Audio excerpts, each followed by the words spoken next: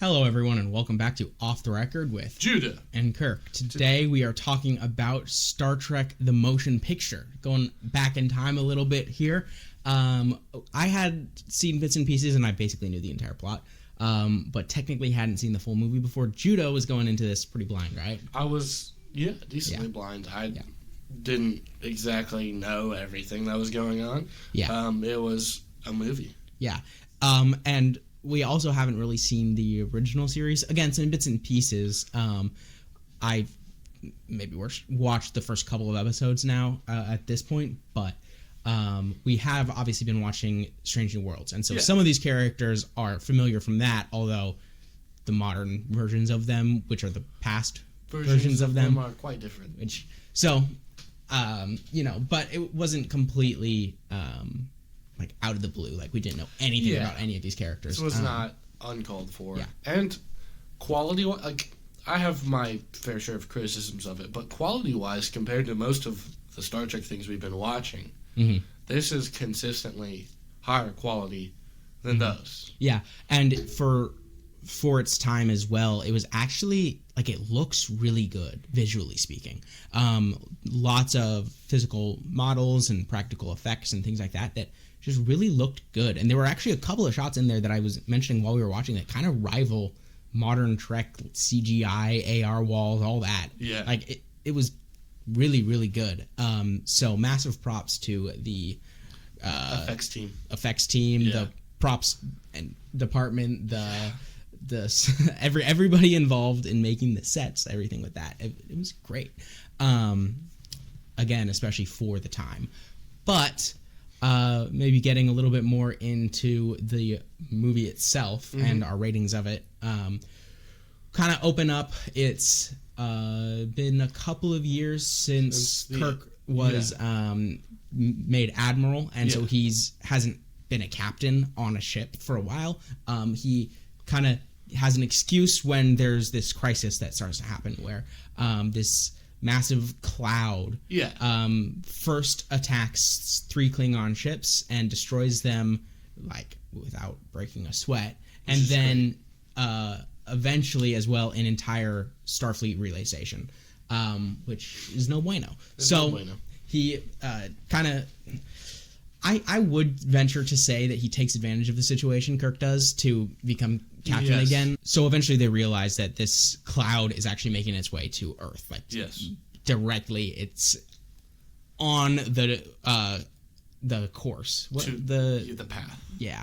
So, they have about a 3-ish day window before it's supposed to hit Earth. So, they get, I think it was 12 hours to get the ship up and running because there's been refits.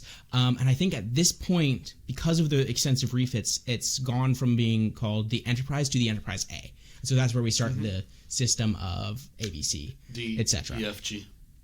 Currently, well, there's a J that shows up at some point. QRX, X, QRS. T, W, X, eventually you've got to Y, Z. What I wonder what happens if they get past Z. Do they say, like, AA, or is it like an Excel spreadsheet? Is it 1 now? I don't know, but I believe at this point now it's actually the Enterprise A. So that's a little differentiation, but it kind of goes to show what they say in the movie as well is they've done extensive refits, right? So this is not necessarily the ship that Kirk knows, and that does come up later.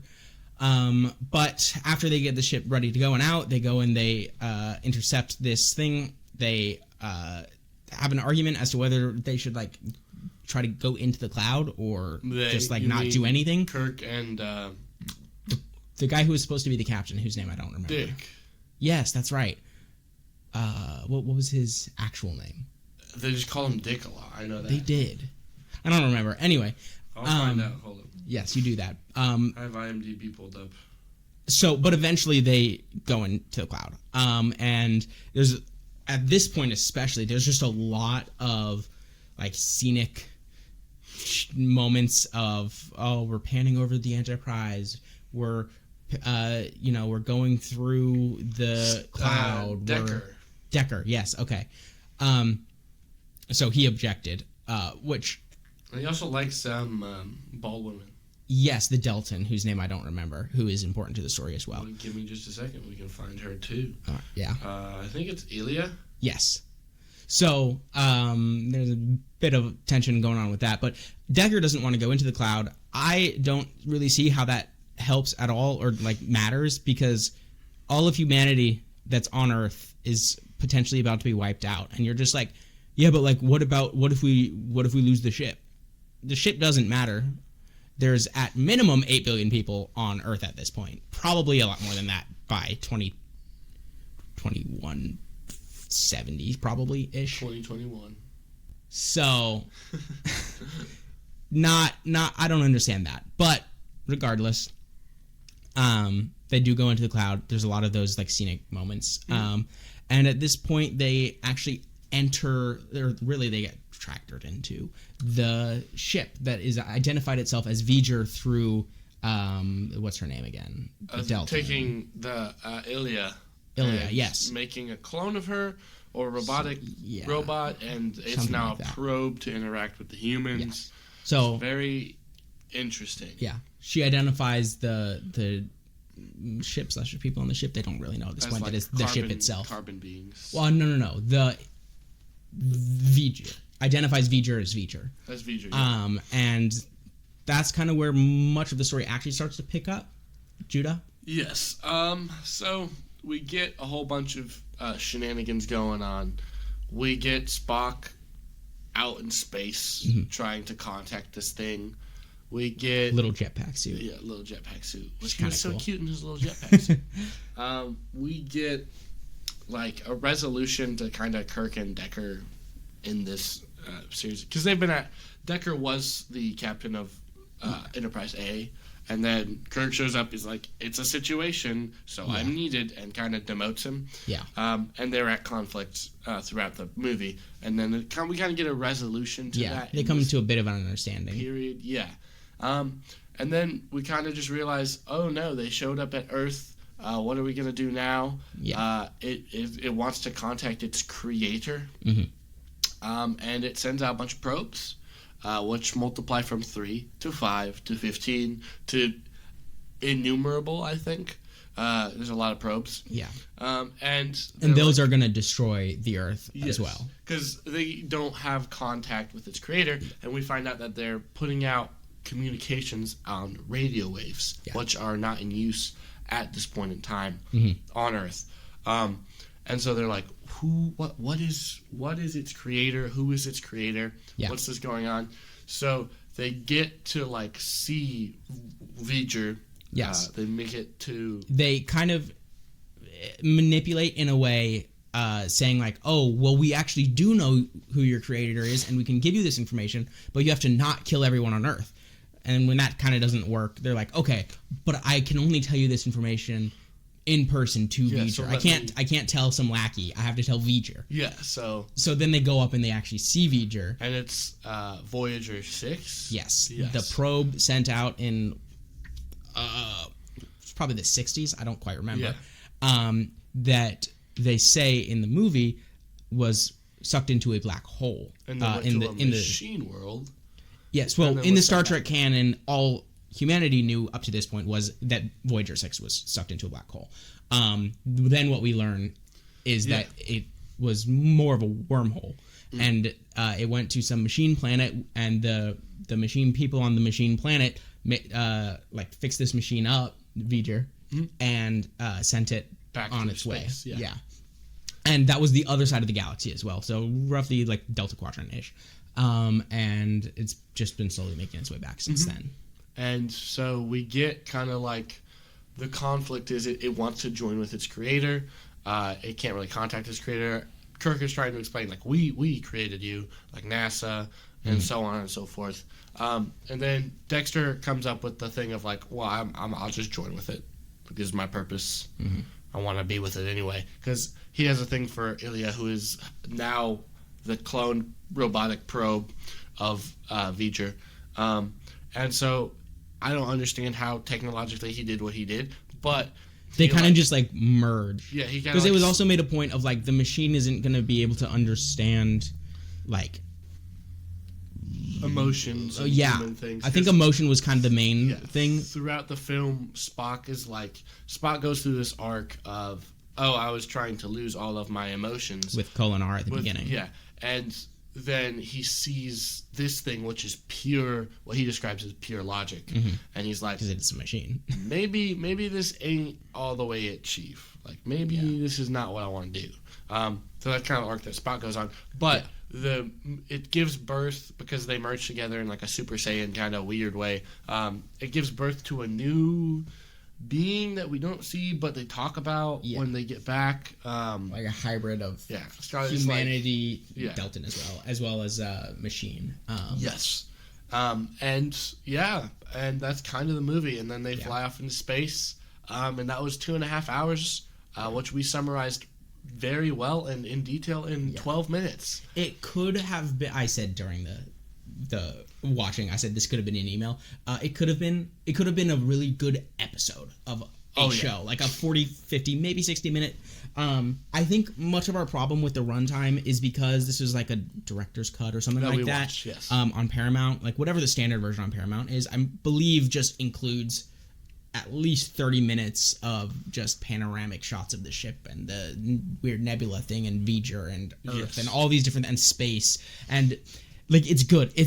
They are really good shots. Like they are truly stunning, but 30 minutes of them when the movie is already basically 2 hours long, and just adding that on top of it, it slows the pace down a lot. And I also know older movies much slower pace, but also we can compare Star Trek, Star Wars, right? Yeah. Star Wars, while yes, again, relative to modern standards, it's a bit of a slower pace. Yeah, it wasn't that slow. It was a tighter story, yeah. Right. So and I think that's what this is allowed to wander, which I feel like if this was a book, it would probably be a good book. Yeah. But okay, can we get into like my thoughts? Sure. Okay, so my thoughts, right?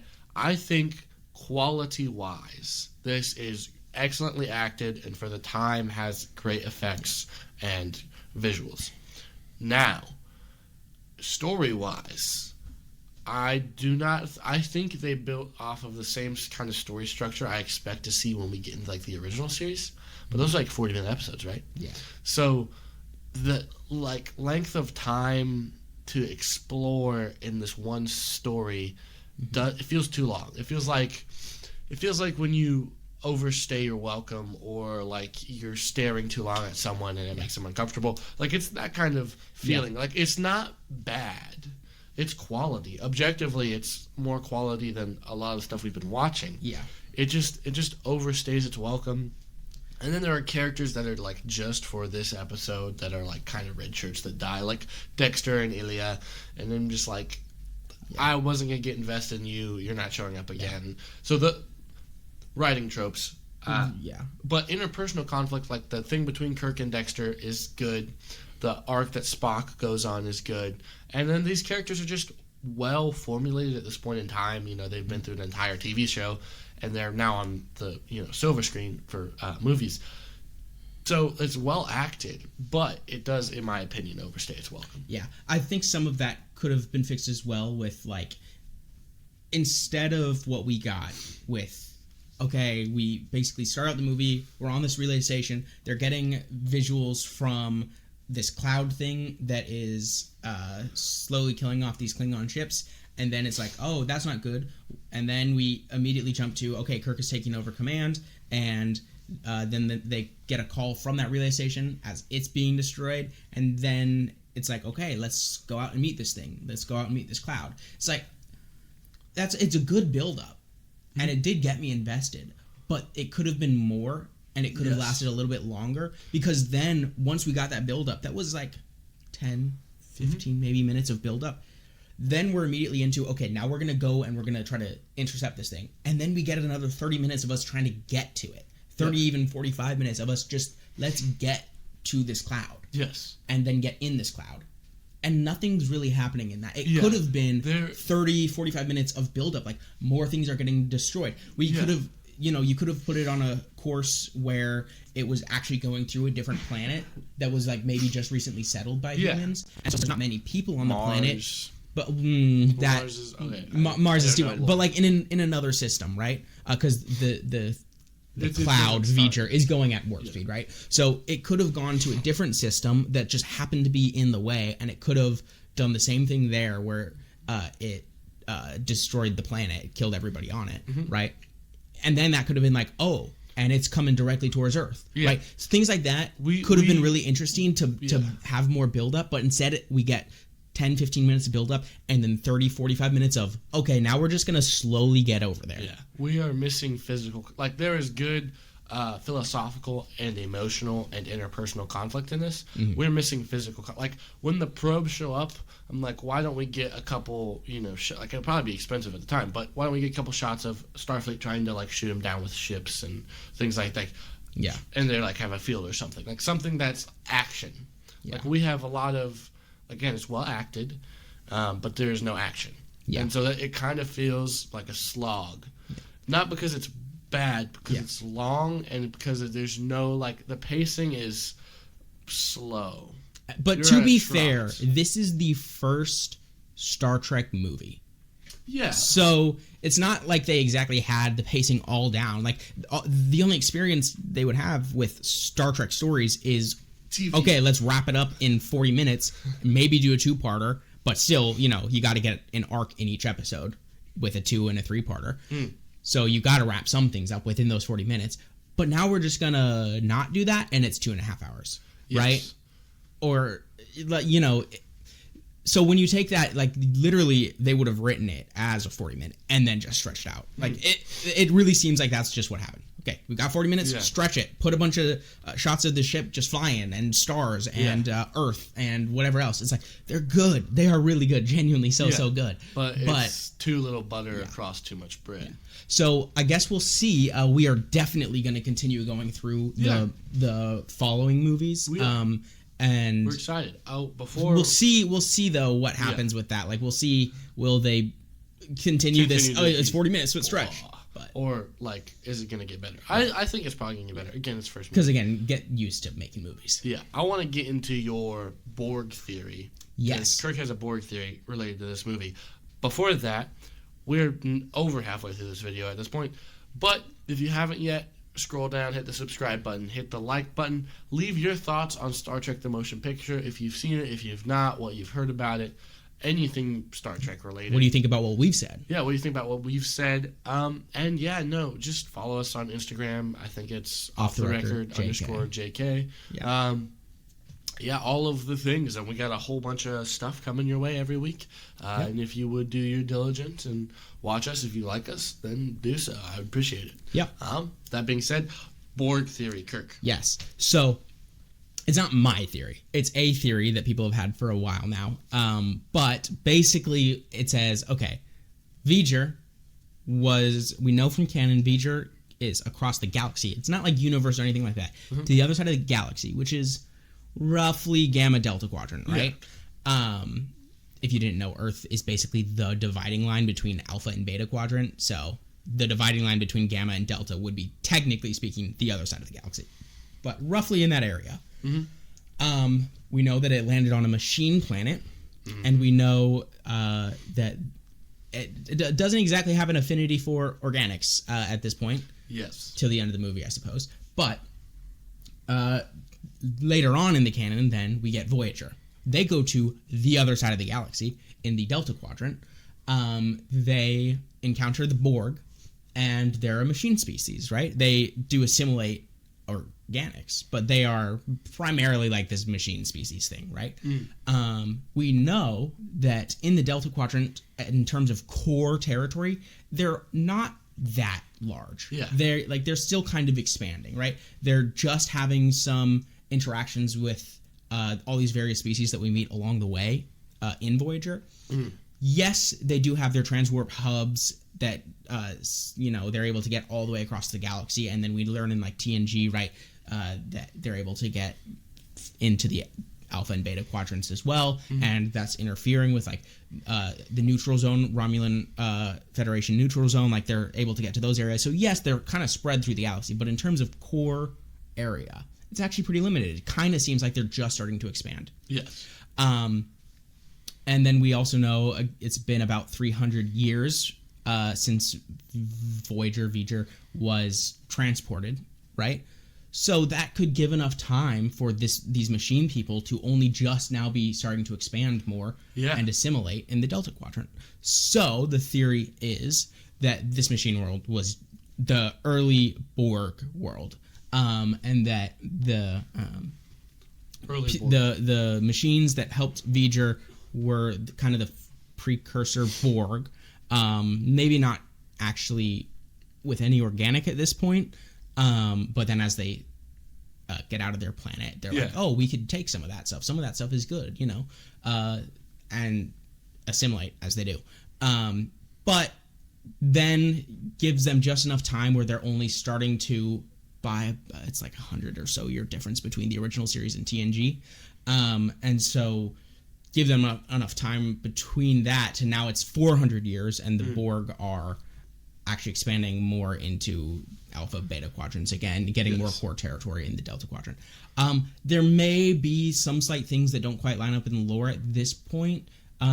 We've got some more Borg lore here and there. They may now be proven to be a little older than, by Voyager, it'd be like 400 years, that they've been out and about exploring space, assimilating space. Yeah. But it's a really cool theory. Yeah. I think it's really fun to be like, oh, actually, Vger, which was the Voyager probe, the first thing that got out of our solar system, is what comes back because the Borg made it. Mm-hmm. And then the Borg are like these big bads that humanity is always wrestling with. And again, what I mentioned in one of our previous videos of, I think it was the TNG video actually, where the different species of the Federation / of Star Trek are supposed to be different aspects of humanity, right? And so the Borg are kind of that technological singularity, and all the bad sides of it as well, like all the fears that people have regarding technology, things like that. And so it would just make that so much more interesting. Yeah. Like the first thing we send out of our solar system is this thing that gets disrupted by the technological singularity side of humanity and comes back to destroy us. Yeah. Right? But then, we find a way to resolve it. Yeah. In my brain, I think this is a puzzle piece that fits. I don't really care about the lore. In my brain, this is my headcanon. It makes sense. It's cool.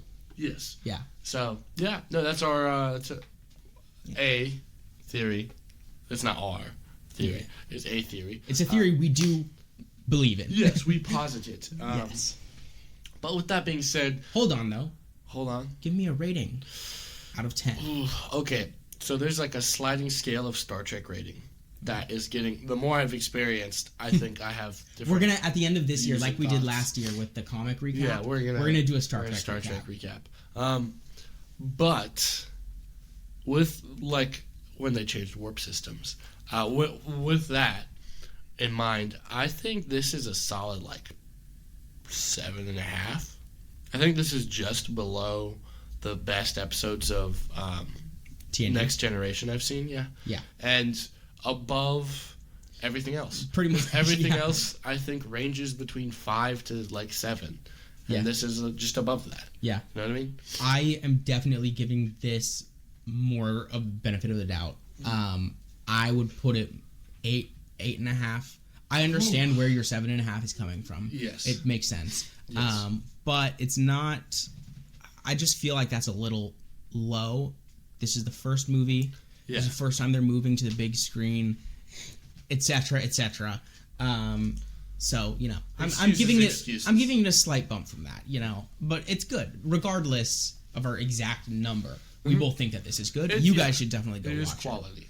Yeah. But with that being said, good morning, good evening, and good night, and give a special shout out to someone drinking something, Kirk. So I was gonna do sweet tea at the end of the last video that I was in. We stopped recording.